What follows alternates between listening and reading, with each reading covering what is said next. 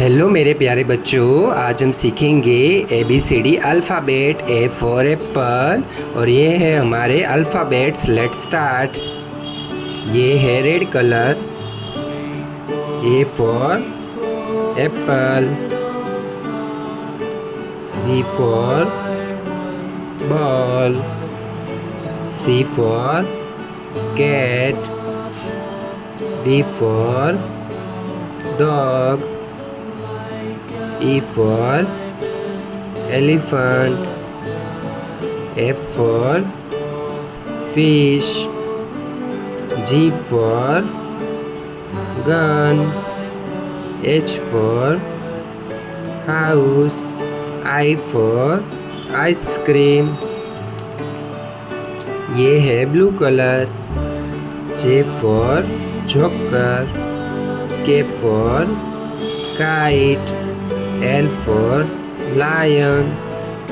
M for monkey. N for nest. O for orange.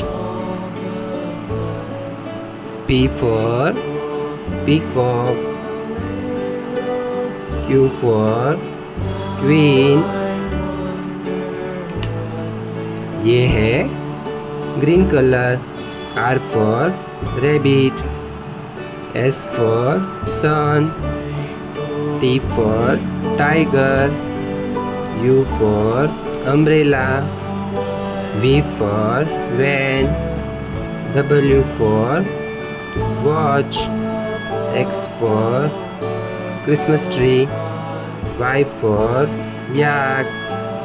Z for zebra। और अब हम सीखेंगे काउंटिंग नंबर्स 1 2 3।